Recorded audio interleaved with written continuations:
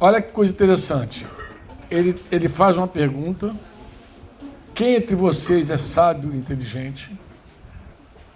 E se tem alguém que se acha sábio e inteligente, tem que mostrar mesmo, não falando, não mostrando seguidores na internet, mas mostrando suas obras em mansidão de sabedoria, mediante a sua boa conduta. Mas se pelo contrário, vocês em seu coração, né? Se você tem em seu coração inveja facciosa, amargurada, né?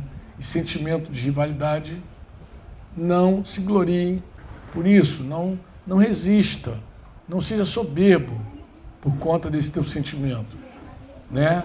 Nem minta contra a verdade, que é outro drama nosso, quando a gente pega alguma coisa errada dentro de nós, é tentar mentir contra a verdade. Eu citei aqui uma história de uma moça que ficou apaixonada por um homem casado, lembra?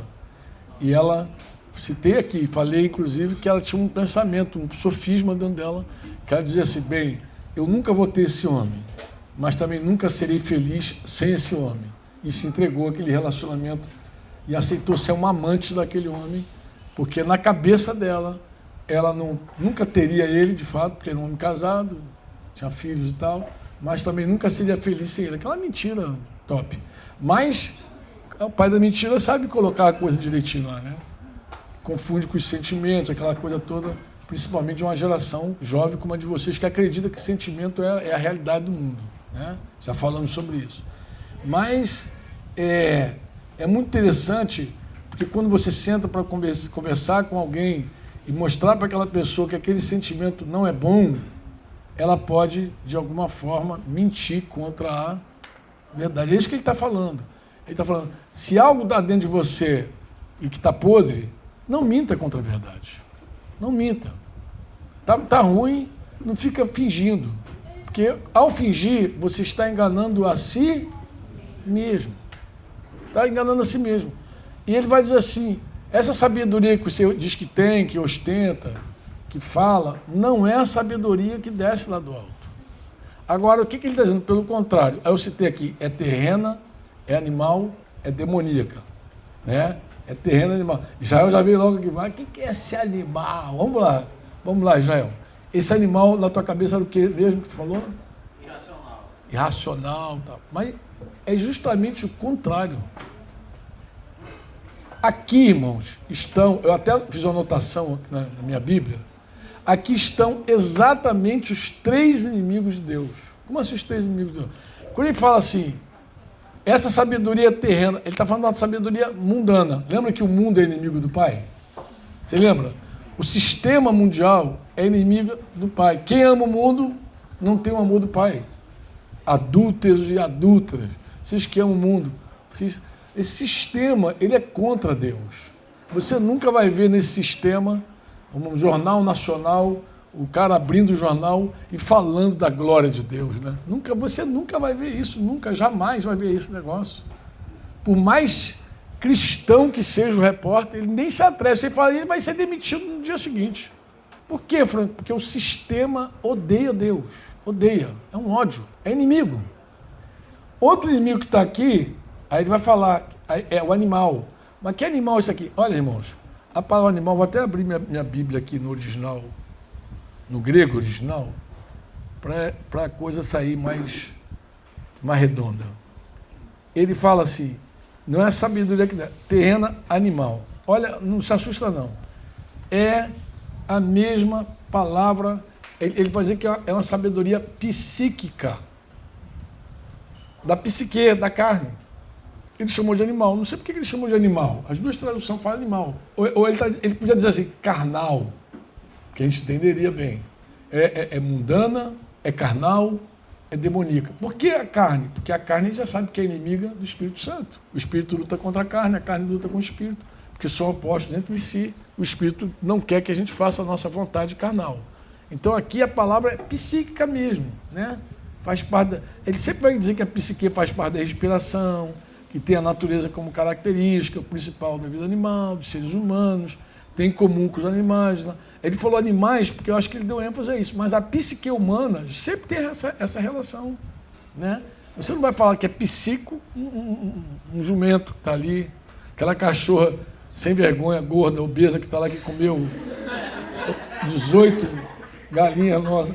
Tu vai dizer que aquilo ali é sabedoria animal. Ela é sem vergonha, aquela cachorra. Mas ela está lá, toda ela atravessada lá no quintal. Lá, toda ela, né? Vocês já viram como é que aquela bicha está, né? Está se arrastando já, de tão forte que ela está. Mas come tudo também. Claro que ele está falando da coisa psíquica, né? Ele vai falar da natureza sensual com a sua dependência dos desejos, das paixões, aí sim, ele vai estar mais perto da carne, né? Da tradução da palavra, né? Que é o nosso ego. Então, o ego pode demonstrar uma sabedoria que não é a sabedoria de Deus. Não é. É uma sabedoria humana, carnal, né? Eu falei aqui da imprudência, da verdadeira sabedoria. Eu vi um jovem, diz o sábio, e o jovem estava lá na esquina, lá, de bobeira, de repente ele se envolve com uma mulher casada, diz o sábio. E a mulher casada, que preparou tudo para ter uma noite com ele, arrasta o jovem para o matadouro, é um matadouro mesmo, mas na cabeça dele não é matador, na cabeça dele, vou me dar bem. O marido dela está viajando, está lá, foi para um lugar longe, vou visitar esse cantinho. Ele é louco. A Bíblia não chama ele de sábio, chama ele de louco. Quer ver? Não se assusta não. Quer ver? A Bíblia diz assim, os tolos, diga comigo, tolo. Ele diz no seu coração o quê? Não há Deus. Diga comigo, não há Deus. Quem é que fala isso? Os tolos sem sabedoria. Mas eu te pergunto, por que nós temos vários cientistas que dizem não a Deus? Mas para o mundo, eles são sábios. Mas para Deus eles são o quê? Tolos. Tolos. É por isso também que a gente tem juízes ladrões, a gente tem promotores drogados. Estou falando só de história que eu conheço. A gente tem médico que abusa do paciente, como tem, já virou até escândalo aí, nacional. Os caras são formados, estudiosos e desembestados, tolos. O que tem o conhecimento humano a ver com a sabedoria de Deus? Nada. A sabedoria de Deus jamais deixaria, consentiria que um médico tocasse na sua paciente. Jamais, amado. A sabedoria de Deus, ela é diferente. A sabedoria do alto é outra coisa, pô. Você nem precisa saber ler nem escrever e ser cheio da sabedoria do alto. Tu pode ser analfabeto e ser cheio da sabedoria do alto. O cara que pregou o evangelho para mim era um paraibano analfabeto. A Denise é testemunha, ele falava muitas vezes, né, Denise? E falava com a gente, não falava só comigo, falava com a Denise também. Um cara alegre para cima, cheio de Espírito Santo. E ele não sabia ler. Ele falava assim, abre a Bíblia aí, capítulo tal, ele só tinha uma coisa de memorizado, eu abria, eu lia e ele interpretava. Eu chegava em casa com a cabeça maior do que eu já tenho, maior que a do Zuca. Porque eu chegava em casa e dizia assim, pô, cara, maior do que a de Israel, para ser bem mais generoso. Eu dizia assim, como é que esse cara, analfabeto, Denise, abre a Bíblia e me explica a Bíblia, e eu aqui que sei ler e escrever, não sei nada da Bíblia. A Bíblia é um livro fechado para mim. Como isso é possível? Mas claro que não era possível para a minha mente carnal.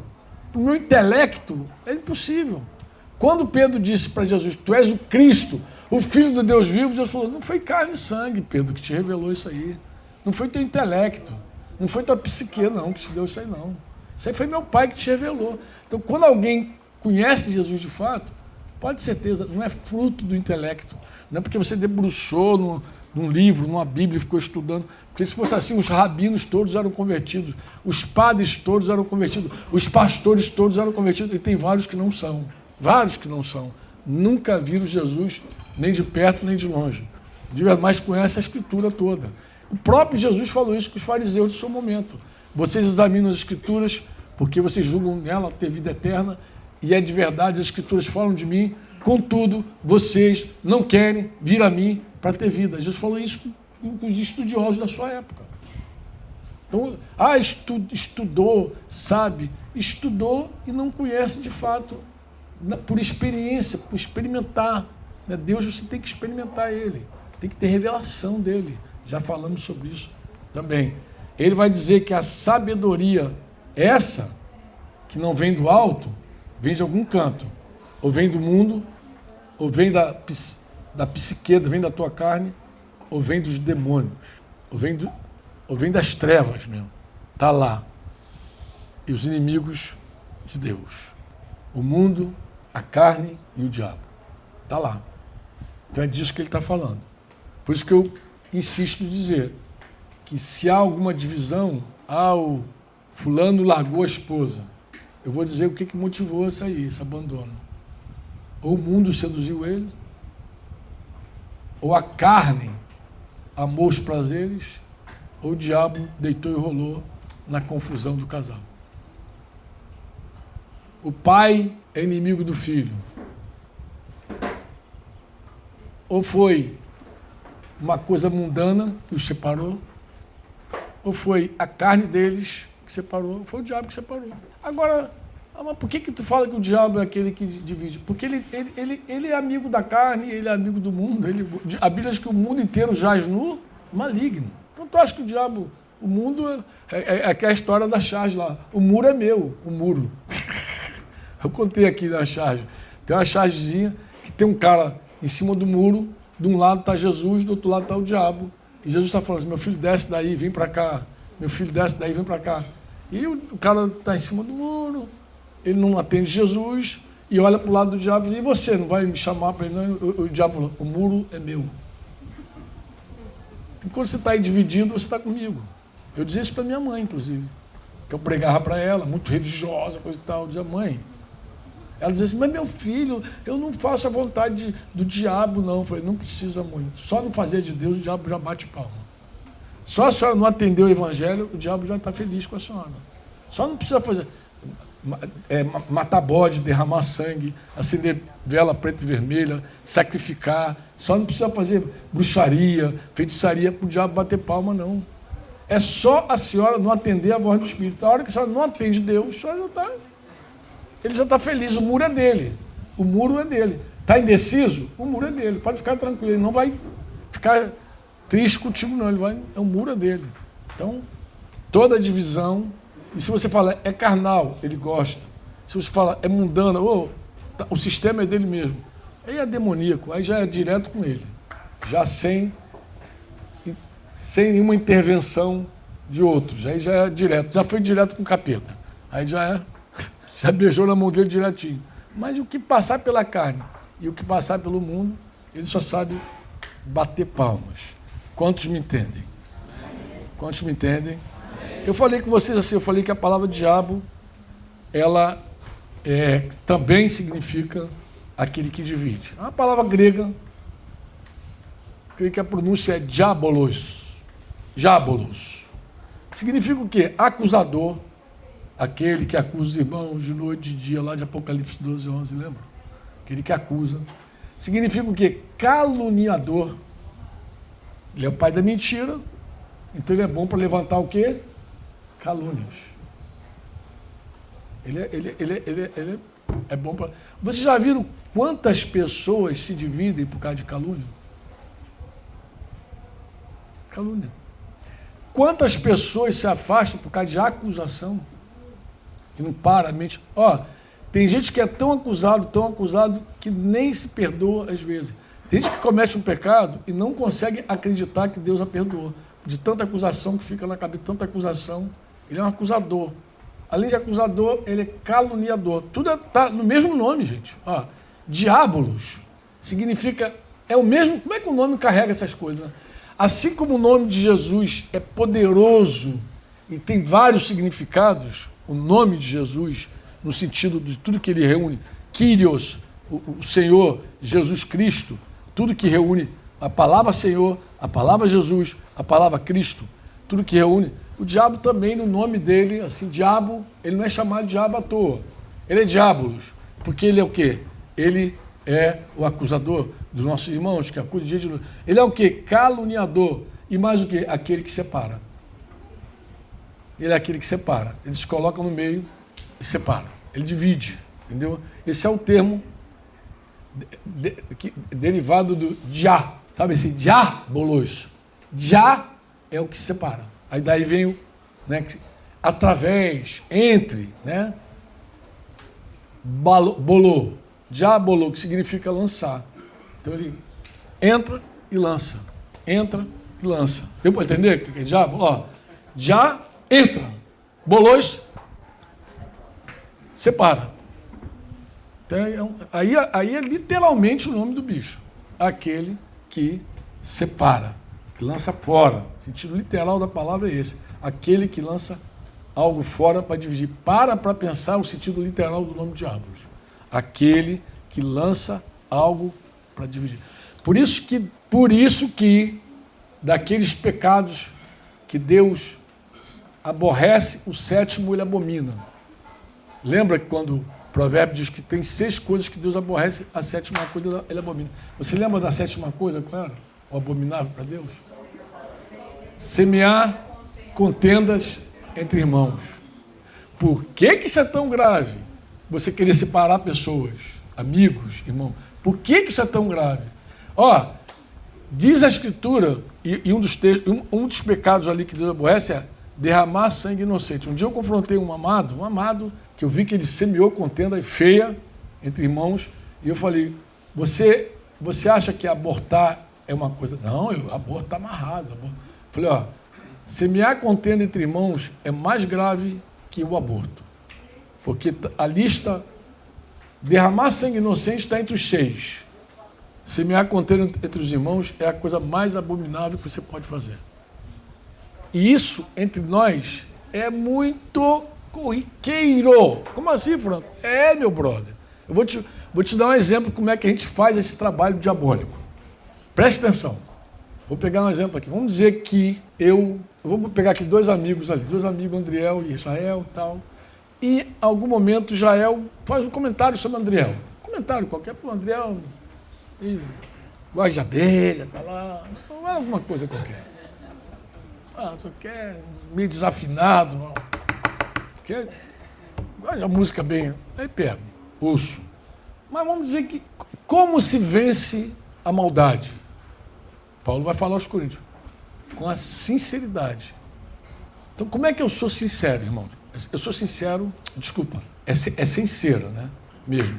A malícia com a verdade e a maldade com a sinceridade. São os asmos que a gente usa, né? A malícia é aquilo que tem duplo sentido. É aquilo que você fala querendo dizer outra coisa. Ô, irmão, eu vou te dar um relógio, porque só chega atrasado, né? Isso é malícia. Porque se você acha que o irmão realmente chega atrasado, o melhor que você pode fazer é chegar diante dele, querido. Você é impontual. Você não é uma pessoa pontual. Você vive chegando atrasado. Se você falar com o teu irmão, tu ganha o teu irmão.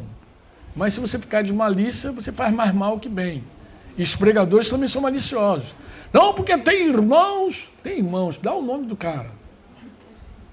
Denise sabe como eu ando com esse assunto. Já desde que eu entendi que o púlpito é um dos lugares da malícia. Ó, até pergunta que faz a pastor pode ser maliciosa. Pastor, fala, minha filha. Usar brinco é pecado. Mas ela não usa brinco, mas a irmã do lado está de brinco e ela não quer resposta para ela quer resposta para outra. Isso é uma pergunta maliciosa. Uma vez eu fazia um programa de televisão, falei sobre contenda entre irmãos, conflito entre irmãos. Uma mulher me ligou de Goiânia. Eu tinha um telefone que eu deixava à disposição. Eu vi teu programa, coisa e tal, numa TV fechada, na Vinge. Na TV do Caio Fábio, o nome do programa era Ponto de Contato. Eu falava assim alguns minutos ali, semeava assim uma palavra. E aí a mulher ficou muito intrigada, me ligou. Eu queria falar com o pastor, sou eu mesmo. No telefone direto, prima, no celular. E aí, não, estou com problema assim com o diácono fulano. Mas filha, o caminho é esse aqui. Aí deu o caminho que Jesus falou, vai lá, senta com teu irmão, vai... Não, mas ele já sabe de tudo. A senhora conversou com ele. Não, mas ele ouve minhas orações.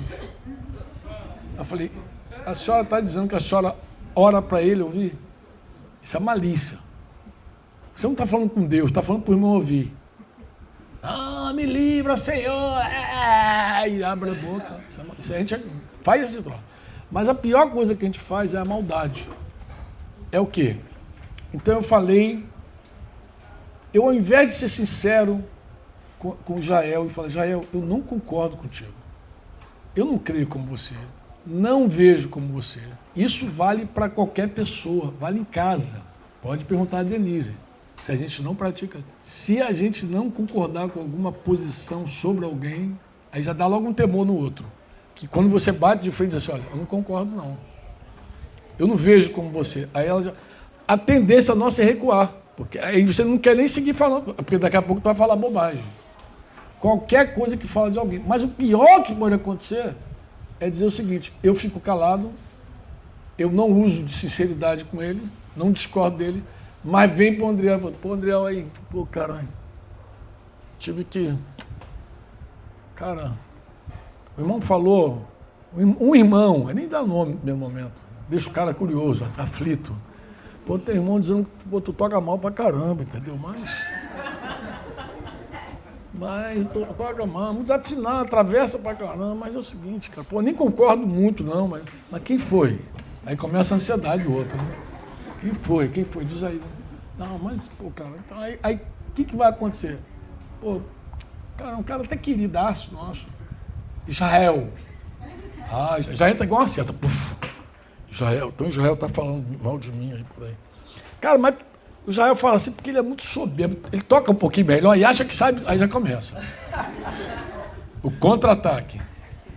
Aí o cidadão ouve tudo. Pô, Israel aí, cara, tava conversando lá com o Andriel, cara. Pô, ele sabe que ele te acha soberbo pra caramba, né, brother? Aí é? E aí, isso é semear contenda entre irmãos. Isso é a coisa mais... Mas por quê? Porque isso é o papel do diabo. Ele é que faz isso. Ele é que divide pessoas. Ele é que entra e separa amigos. Já pensou de separar amigos? Com a língua. Com a língua. E Tiago depois vai descer o fogo na língua ali. Separa com a língua. A língua é mortal, gente. Com a língua você comunica a vida, com a língua você comunica a morte. E a gente tem que saber matar isso na hora. Quando nasce, a gente já mata. Como é que você mata isso? Com sinceridade, com verdade. E não admita levar. Ó, se você souber de alguma coisa, de alguém que falou de alguém, não leve. Aí essa fofoca é pior. Você pode estar semeando contenda entre irmãos. Tu pode estar separando pai e filho. Tu pode estar separando marido e mulher. Tu pode estar separando qualquer irmãos amados, que se amam já a vida inteira. Você pode estar separando essas pessoas. A maioria dos crentes não estão nem aí para isso. Eles acham que isso é a coisa mais natural da vida. Mas isso é diabólico. Não é à toa que Tiago diz que toda facção, toda divisão que existe no nosso meio, toda inveja amargurada tem uma origem. Qual é?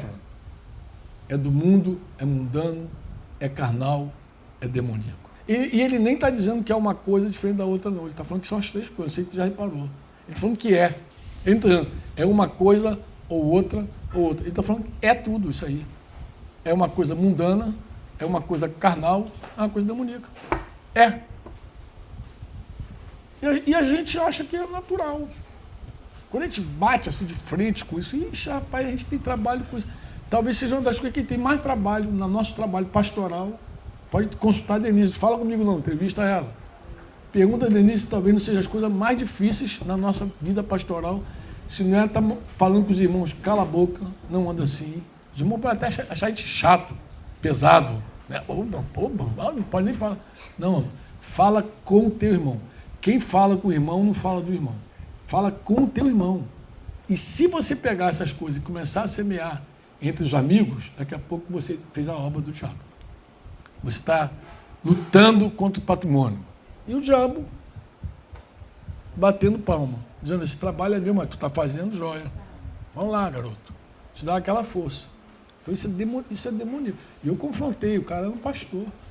Eu confrontei, ele falou, olha como é que você andou nessa história. E peguei a história dele. A história é mais ou menos assim. Ele, com outro pastor, e o pastor fez um comentário sobre um discípulo. Ele ouviu o cara. Imagina um presbitério andar assim, os caras que são mesmo. Ouviu o cara falar, chegou lá para a ovelha, pô, cara aí, pô, Zuca falou lá, falou de você, eu nem pude te defender, nem se defendi, entendeu? Mas, pô, cara, eu queria te pedir perdão. Foi assim que o cara fez, exatamente, olha só o que ele fez. Faz de conta que é Júlio Marcos de Zuca lá na Gameleira, ou em outro lugar. E aí, Nunca fez um comentário qualquer sobre algum discípulo. Sei lá, acho que o irmão é um cara infiel, sei lá, qualquer coisa. Aí Júlio pega, leva para o irmão e diz assim, pô, irmão, queria te pedir perdão. Parece bonito, espiritual, né? Queria te pedir perdão por quê? Porque o Zuca falou um negócio teu aí, cara, eu nem te defendi, nem discordei dele, me perdoa. O que ele fez com o cara? O que ele fez? Ele semeou uma contenda diabólica. O cara falou assim, mas o Zuca está falando de mal, o meu pastor está falando mal de mim para você. E para explicar esse pastor, como ele foi um instrumento do capeta, foi difícil, porque o cara é pastor, pô. E eu falei, filho, isso não se faz. Isso que você fez chama-se semear contenda entre irmãos. Pô. Parece humilde, parece espiritual. Você tinha que ter, se você não gostou do que o teu companheiro falou, você tinha que ter confrontado o teu companheiro na hora. Eu falei, irmão, você está falando aí do João, mas pô, João, cara, eu não concordo não, cara. Você está falando que o João é infiel? Eu não acho não, acho que ele é um garoto até legalzinho, gente boa pra caramba. Dá umas pisadas de bola de vez em quando, mas pô... Mas eu vou ser sincero com ele. E acabou a história, irmão. Acabou. É isso que a gente faz. Acabou. Quando eu pego essa história e levo para ele, com ar até espiritual, cara, eu falei assim, cara, da onde tu tirou isso? Eu vou te pedir perdão, Pretinho, porque, cara, o Júlio Marco falou de você, eu não... Pô... Eu nem falei com o irmão, assim, fiquei quieto, cara, se ele falar mal de você, falou mal, falou que tá careca, mais de chapéu aí, arrebentou contigo. E aí ele falou, mas eu fiquei, pô, me perdoa, tu me perdoa, irmão? Descobriu eu. Já pensou, cara, o dano que isso traz aqui, o dano, já pensou o dano? É um dano, cara, é um dano maluco, é um dano. Oi? Cabia, claro. Se você pensa isso do irmão, já falou com ele? Já conversou? Claro, esse é o caminho que a gente dá sempre. Já falou com ele.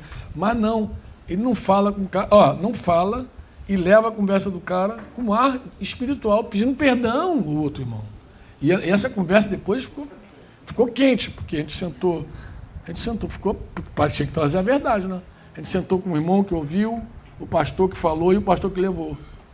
E a gente sentou, e o irmão falou claramente, ele falou assim, olha, você falou isso, falou para o pastor, você falou isso, me pediu perdão, o cara ficou vermelho, mas ele falou mesmo. E achava que isso não era grave, entendeu? A gente associa a ideia de divisão, não é mais do que a ideia, esse conceito de divisão, a gente associa logo o papel, a obra do diabo, porque o diabo também é Satanás, ele é adversário. Ele divide para enfraquecer. Se ele divide, ele enfraquece. Vocês concordam ou não? Então, olha só que coisa interessante. Vamos pensar nas divisões. Olha como é que ele é. Ele dividiu, guarda isso, o céu. Tu pensa numa criatura capaz de dividir o céu. 1/3 dos anjos ele arrastou com ele. Quem é capaz de fazer um negócio desse? No céu, gente. Não estou falando na terra, não, no céu. Quem é capaz de arrastar 1/3 dos anjos com ele? Quer ver outra coisa que ele fez? Ele dividiu o homem de Deus. Deus criou o homem, tinha comunhão com o homem. Ele entrou sorrateiramente como uma serpente aí, separou. A palavra morte quer dizer separação. Morte, separou.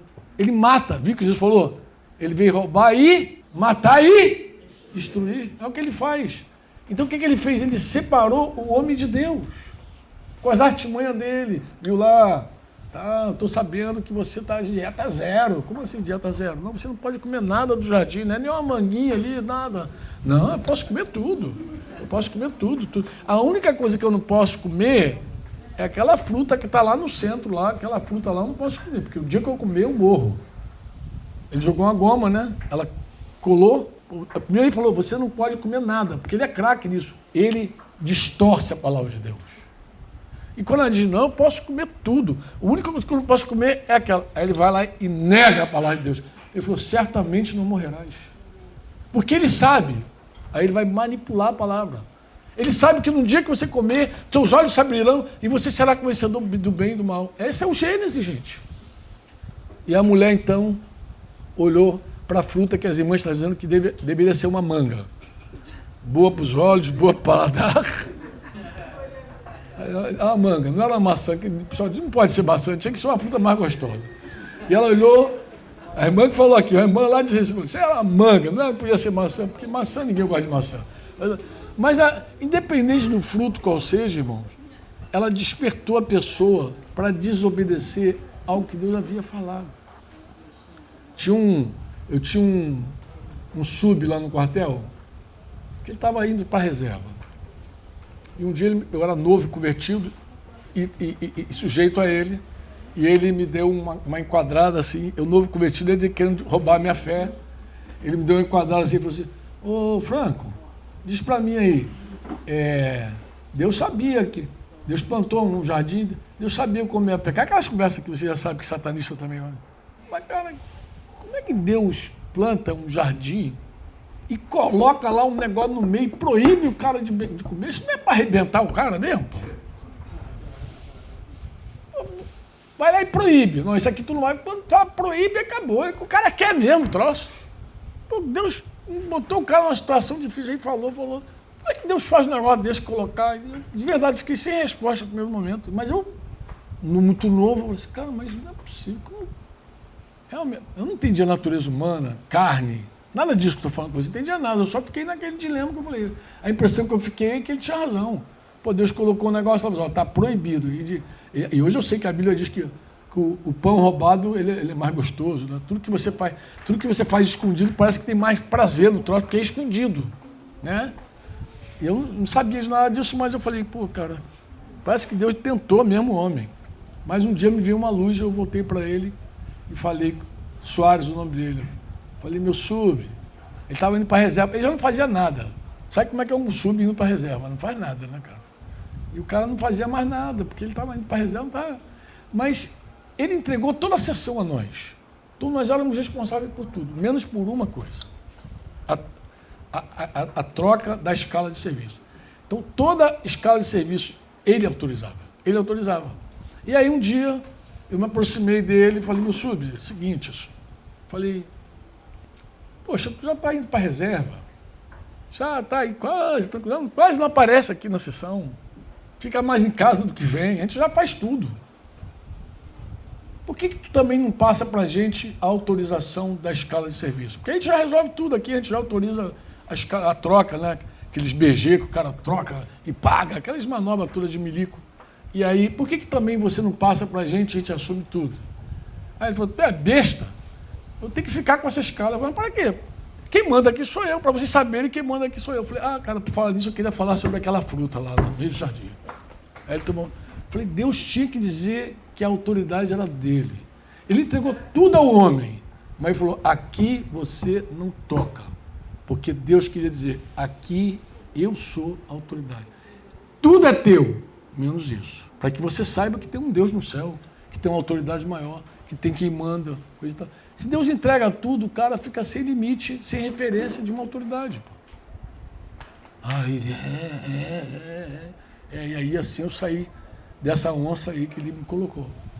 Mas assim, irmãos, o inimigo separou o homem de Deus. Você tem dúvida disso? Não? Sim ou não? Ele causa conflito, discórdia, ele engana, ele bota nações contra nações, ele divide nações. Apocalipse, a sexta trombeta. Eu acho que é a pior trombeta da Bíblia, é a sexta, que antecede a volta de Jesus. Essa trombeta, se você olhar sobre ela, você vai ver que tem 3 demônios, 3 anjos caídos, que são soltos só para executar essa maldade. Essa guerra, parece que é uma guerra mundial, uma terceira guerra mundial, quando você lê, parece uma terceira guerra mundial. Meus queridos, são 3 anjos caídos que saem para executar isso. Como é que você acha que eles fazem conflito entre as nações? Como é que você acha que ele produz isso? Vai gerando intriga, conflito. Leia sobre o anticristo. O anticristo, uma das credenciais dele é a seguinte: mestres e intrigas. Ele é bom para dividir, o anticristo. O anticristo vai ser aquele cara que vai começar com Putin, vai jogar Putin contra o não sei quem, ele vai fazer isso.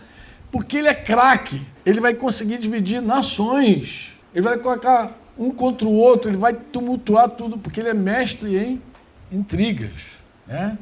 Então, quando o diabo ele é retratado, né? Olha que coisa interessante, aquele que acusa os irmãos, ele acusa os irmãos, não acusa os irmãos? Sim ou não? Sim ou não? Mas João 8,44 vai dizer o quê? João 8,44. Quem já sabe aí?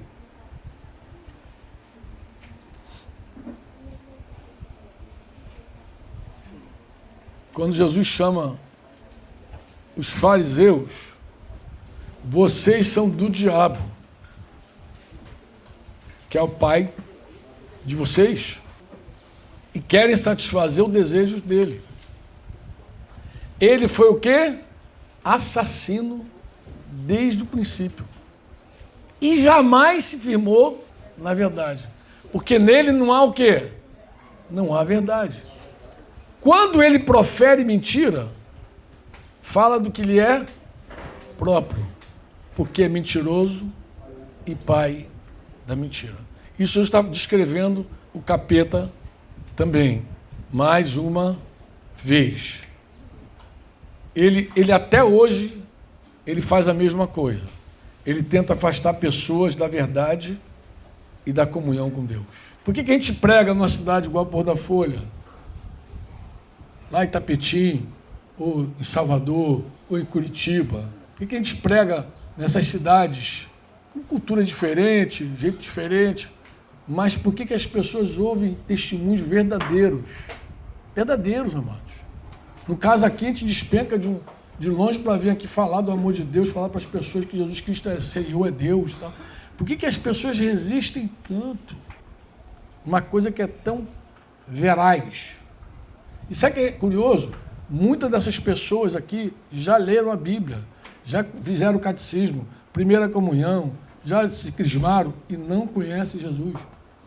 Mas por que, Franco, isso acontece? Porque simplesmente uma das obras do maligno é afastar as pessoas da verdade e da comunhão com Deus. Portanto, o inimigo das nossas almas, dá o nome para ele que você quiser, ele tem vários também, diabo, Satanás, ele é compreendido à luz das Escrituras como, não apenas como inimigo, é um inimigo, mas ele é um agente de divisão, diga comigo, agente de divisão e separação relacional. Então ele divide, ele vai separando os relacionamentos, e quanto mais longe você estiver um do outro, para ele é melhor. Eu quero lembrar a vocês o seguinte, e ele sabe fazer isso muito bem, meu irmão, vigia. Eu quero terminar dizendo assim, a gente pensa que é humano isso. Um dia eu confrontei meu filhinho querido, pai da Laurinha, ele era adolescente, ele estava em crise, com o coração fechado com a irmã dele, com a Débora, que por sua vez havia aprontado, e ele ficou azedo com a Débora. A família toda estava triste, na verdade, mas ele deu uma azedada forte com ela. E quando eu fui confrontá-lo, ele falou, não, minha irmã... Aí ele falou uma expressão assim, ele falou, eu nunca mais vou ser enganado por ninguém. Nunca mais a pessoa vai me enganar. Ela é adolescente. Eu falei, cara, isso mesmo, cara, tá poderoso. Imagina alguém poder dizer isso, nunca mais vou ser enganado. Como se fosse possível, né? Fala, filho, você diz que é um discípulo de Jesus? Quantos anos você tem, Pedro? Agora? 13. Talvez ele tivesse 13 também ali. Talvez ele tivesse 13. Eu falei, você diz que é um discípulo de Jesus? Ele, eu sou. Igual Pedro, assim, firme. Daniel era assim, firme, sou de Jesus. Eu falei, tá bom. Mas, meu filho, você precisa firmar os olhos em Jesus de verdade, segui-lo. Ele, como assim, pai? Eu falei, filho, a única pessoa que poderia dizer, ninguém me trai, Foi Jesus. E ele escolheu ser traído. Ele escolheu, botou um traidor no grupo dele. Ele poderia dizer, ninguém me trai, mas ele escolheu ser traído. Eu creio, Daniel, que você está olhando para o guia errado. Porque olhar para Jesus é diferente, meu filho. E eu percebi que ele estava muito ferido com a atitude da irmã, porque eles sempre foram amigos. Mas aí me veio um entendimento de que ele estava tentando se defender. E eu falei com ele assim, meu filho, escuta o que eu vou te falar. O muro que a gente levanta para se defender nos separa. Você levanta um muro para se defender de alguém, mas aquilo separa também você. Não dá para ter muro para se defender sem dividir. Não dá. O Senhor, ele destruiu o muro da separação. Está escrito. Não tem mais judeus, não tem mais gentio, porque ele destruiu, pô. De ambos os povos fez um. Então, se a obra do diabo é dividir, a do Senhor é unir. É ele que vai converter os corações dos pais aos filhos, dos filhos aos pais. Falei, meu filho, o que eu faço, pai? Começou a ficar aflito, assim, o que eu faço? Falei, o que tu faz? A Débora estava assim, já chorando, porque essa conversa já foi nós três. Eu, Daniel e Débora ali, os três ali, ela chorando muito. Eu falei, você levanta, dá as costas para tua irmã e diz, olha, minhas costas são tuas. Faz o que quiser, minha irmã. Ia meter a faca de novo, tu mete, porque é assim que Jesus anda. Jesus não se protege dessas facadas. Porque a gente, no anseio de se proteger, a gente separa. Essa estratégia não é de Deus. Jesus chamou Judas de amigo até o fim. Jesus chamou Judas de amigo até o fim. Judas era uma traíra, mas Jesus falou, meu amigo. Tu acha que Jesus deixou de amar Judas em algum momento? Tu acha? Não, mas Jesus amou e ele disse que amou os seus até o fim. Está lá em João 17, ele amou os seus até o fim. Amor. Tu acha que aquela noite foi fácil para Jesus? Aquele discípulo que ele amava, chegar ali e ele saber que estava entregando ele, traindo ele, vendendo ele por 30 moedas. Vendendo ele. Tu acha que foi fácil? Não. Mas o amor é louco. O amor de Deus na nossa vida é loucão. A gente não tem reserva mesmo, pode bater, filhão. Quer trair, trai. Mas uma coisa é certa, não vou dividir contigo. Não vou dividir contigo. Falei, levanta, filho, se tu quiser seguir Jesus, tu levanta. E foi o que ele fez. Levantou, chorando pra caramba, deu as costas para Débora e começou a chorar e dizer, minha irmã, estou aqui. Débora chorando também, nós nos abraçamos e oramos. Em nome de Jesus, chorando pra caramba. Todo mundo nessa hora chorou muito. Por quê? Porque a gente entendeu que ali naquela hora o inimigo ia sair envergonhado. A tentativa dele chegar ali na minha casa e dividir os irmãos, olha, Daniel mora na mesma rua que Débora hoje, são vizinhos, estão juntos agora. Um sai a passear, o outro sai junto. Porque é isso que Deus ama. Diz que Deus ama quando os irmãos vivem em união. Ali ele ordena a sua bênção e a vida para todo sempre. Eu não entendo como pai e mãe permitem os filhos brigarem e achar natural. Porque Deus não permite. Olha a Bíblia. Deus não permite briga de irmão. Não. Mateus 5. Vai colocar a tua oferta no altar. Lembrou? Teu irmão está magoado contigo. Vai lá e reconcilia com ele. Reconcilia. Não é meter o dedo no olho que está errado. Não, reconcilia. Para de ter razão para reconciliar. Pô. A razão nessa hora não é nada. E se teu irmão pecar contra ti, vai arguir. Amado, eu estou vendo os irmãos perdidos na cidade aqui. Eles nem entendem esse texto direito. Eles acham que é um tribunal humano que tem que botar a pessoa lá e escorraçar a pessoa e julgar a pessoa. A Bíblia não manda a gente julgar nenhum ser humano. Diz que a gente julga os fatos, julga as situações. A ação ali é para ganhar, não é para perder. Toda ação, confronta sozinho, se ele ouviu, ganhou teu irmão. Não ouviu, leva testemunho. Mas leva testemunho porque para escorraçar o cara, não, para ganhar, pô. O objetivo é ganhar. Se eu levei o testemunho, ganhou teu irmão. E se não ouviu, leva a igreja, porque a intenção é ganhar, a parar. A história que a gente contou antes é a ovelha perdida. Você não vai escorraçar a pessoa para perder a pessoa. Tu vai para ganhar. E até aquela fechada final, que assim, trata como gentil público, é para ganhar. Deixa ele sentir falta do nosso carinho, do nosso amor um pouquinho. Deixa ele falar, mas para ganhar. Nunca para perder. Coríntios 5. Paulo falou, entregue, já entreguei, o corpo dele é o diabo. Entregou para o diabo! Para que o espírito dele seja salvo no dia do Senhor. Não tem nenhuma disciplina na Bíblia que não seja para ganhar. Até quando tu entrega para o diabo, tu quer ganhar. Toma. O diabo pode destruir esse corpo, que foi isso que Paulo falou em Coríntios 5, lembra? Daquele cara que deitava com a madrasta lá, sem vergonha, toda a vida, e vivia no meio da igreja, a igreja achava tudo normal. Ele falou, não, corrija esse assunto. Entrega ele lá. Eu já fiz isso. Eu já entreguei. Mas ele entregou para ganhar. O corpo dele vai ser destruído, porque o diabo vai arrebentar ele, mas o espírito dele será salvo no dia do Senhor. Por quê? Porque quando o cara começa a moer, se ele é um filho de Deus verdadeiro, ele vai clamar a Deus em algum momento. Ele vai dizer, Senhor, me ajuda, me socorre, coisa e tal. E parece que a segunda carta aos Coríntios, parece que aquele cara se arrependeu, deu fruto. E Paulo falou, irmãos, menos agora, porque os irmãos já estavam com sangue no olho agora. Ele falou, menos, freia aí, porque o cabra está... É outra história, já mudou o curso dele. Então, assim, você não vê na Bíblia nenhuma ação que não seja o nosso bem. 1 Coríntios 11, não é a ceia do Senhor que estão tomando. Por quê? Porque estão divididos, gente. Vocês não discernem corpo. Não é a ceia. Como é que alguém vai comer o corpo de Cristo, o pão, com problema com o irmão? É impossível. Você não come a hóstia, o pão da ceia, cuspindo o irmão. Nunca vi ninguém cuspir hóstia, nunca vi ninguém cuspir... Ali não. Nunca vi ninguém fazer um troço desse, nunca vi. A gente não faz aqui, mas faz com a alma. Pô, esse irmão não engulo ele. Ai, Jesus, tem misericórdia. Lá no Chile, a última vez que eu fui agora com os irmãos, fui falar um pouquinho sobre comunhão. E os irmãos falaram, aqui a gente tem um termo pior, Franco. Falei, qual é o termo de vocês? A gente mastiga, mas não engole. Então mastiga o irmão, mas não engole o irmão. Eu falei, vocês fazem isso com o pão da ceia? Mastiga, mas não engole? Olha que coerência, amados. Olha que coerência. Paulo está dizendo, é por isso que no meio de vocês tem gente fraca. É por isso que tem gente doente. E tem até gente que morreu, pô. Por inimizade. Claro que Deus não tolera isso, gente. Você tolera com teus filhos. Deus não, pô. Deus não deixa inimizade. Porque Deus ama a unidade. Deus é pela unidade, pô. Deus trabalha pela unidade. Quem trabalha para dividir e separar é o nosso inimigo, irmãos. A gente não tem que estar atento a isso? Sim ou não?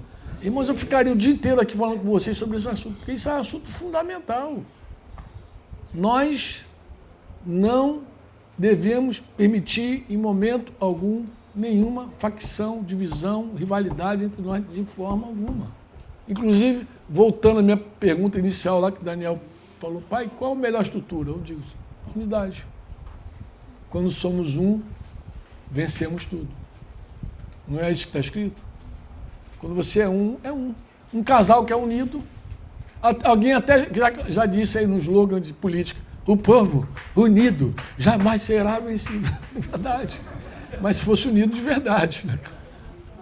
Se fosse uma união verdadeira, jamais seria vencido. Não, a política não só divide, ela subdivide.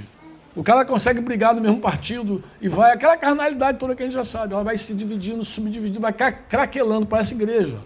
E pior, a igreja evangélica nesse assunto ela é pior. Ela é campeã da divisão. Campeã. A igreja católica teve uma grande cisão lá, no meio da história, depois Lutero também teve um outro romper, mas a igreja evangélica, meu irmão, o cara abriu uma congregação, ele deu ruim, abre outra. Aí e abre protestando, né? Aquela ali é a Assembleia de Deus do Caralho, Assembleia de Deus do Amor. Porque lá não tem amor, aqui a gente ama. Vem pra cá que aqui a gente ama. Aí aqui a gente briga daqui a pouquinho. Aí abre uma outra ali na esquina, Assembleia de Deus do Amor Verdadeiro. Porque aqui a gente é do amor verdadeiro. Aquilo ali é amor fajuto. Aí vai. Essa carnalidade toda, mundanismo, diabólico, isso não tem nada a ver com Deus. Sabe por que a gente faz isso? Porque a gente é criança. A gente é imaturo, a gente toca esse troço e vai desse jeito. E tem coisa que já está dividida, o pessoal está querendo manter inteiro, mas já está dividido há muito tempo, porque a divisão brota dentro do coração. Bem, disse tudo que eu acho que eu precisava dizer para vocês. Amém? Não sei se eu volto amanhã. A gente suspende o almoço, porque os irmãos não vão embora. Eu não sei se eu volto. Não sei se eu tenho mais alguma coisa para adicionar, mas eu acho que esse ponto, eu acho que é um ponto que eu acho que consolida completamente. Porque quando a Bíblia diz que eles o venceram, diga eles o venceram. Eles o venceram. Por causa do sangue do Cordeiro. Por causa da palavra do testemunho que deram. Eu pergunto, a nossa conduta, o nosso testemunho, é um testemunho de unidade ou um testemunho de divisão? Então, mas tem que ser unidade, né? Tem que ser uma verdadeira unidade no corpo de Cristo. E por fim, mesmo diante da morte, não amaram a própria vida. Nós precisamos ser capazes de dar a vida pelos irmãos. É 1 João 3,16. Nisto conhecemos o amor, que Cristo deu sua vida por nós, e nós devemos dar a vida pelos irmãos. É nisso que a gente conhece. Amém? 3,16. 1 João 3,16. Não é João 3,16, não. 1 João, a carta. Nisto conhecemos o amor, que Cristo deu sua vida por nós, e nós devemos dar a vida pelos irmãos. Irmãos, qualquer irmão. Tem irmãos que são mais fáceis, tem outros que são mais difíceis, tem outros que fazem a gente gemer, mas é irmão, vamos embora. E lá naquele dia vamos receber a coroa que o Senhor reservou para nós. Amém? Agora a gente tem que preservar a unidade, lutar por ela, tá, irmãos? Luta, preserva, não seja um semeador de divisão, de contenda. Rejeita isso na tua vida. Começar na tua vida, no teu coração, na tua casa. Não aceita nada, nenhuma divisão na tua casa. Tua esposa, teus filhos, teu esposo. Não aceita divisão. Seja pela unidade, trabalhe pela unidade, ore pela unidade. Amém? Seja modelo de unidade, em nome de Jesus. E entre os amigos verdadeiros, não, meu irmão, não deixa, não quebra. Restaura. Se um dia... não falo com meu pai, restaura com teu pai. Não falo com minha mãe, restaura com tua mãe. Não permita teu coração fechar com teu pai, fechar com tua mãe. Deus não se agrada disso. Nosso coração precisa se converter aos nossos pais. O coração dos nossos pais precisa se converter a nós, mas a gente também. Isso é do Senhor. Você diz amém? Amém, amém, amém? Pai, em nome de Jesus, mais um dia, Senhor, aqui na tua presença. E Pai, esse tema, Senhor, é um tema tão desafiador para todos nós. Porque às vezes nos achamos sábios, mas na verdade nossa sabedoria não é do alto, Senhor. Nos ajuda, Pai, em nome de Jesus. Nos leva a um perfeito e genuíno arrependimento, para que a gente experimente a tua vontade mesmo, que é boa, que é agradável e perfeita. A gente quer aprender a dar a vida pelos irmãos. A gente quer, Senhor, não ter razão. A gente quer ter o irmão.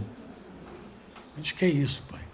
E a gente sabe, Senhor, que Tu és poderoso, poderoso, para salvar, para restaurar, para perdoar, para reconciliar. A gente sabe, Pai. A gente sabe, a gente lembra aqui de irmãos que estão sofrendo com a divisão, com a dor, mas, Senhor, Tu és poderoso para restaurar isso tudo. Tudo, tudo, tudo, tudo. Os casais que se separam, os pais que se fecham para os seus filhos, os filhos que se fecham para os seus pais. Seu filho fazer a tua obra e nos dá vitória contra o teu inimigo, Pai. Nos dá vitória contra o teu adversário. A gente pede isso. Pai, a gente também quer entregar a vida de Zuca, de Marco, suas esposas. Tu os guie de volta, debaixo das tuas asas, Senhor. Como eles chegaram aqui abençoados, eles voltem abençoados para Itapetinho. Abençoa teus filhos.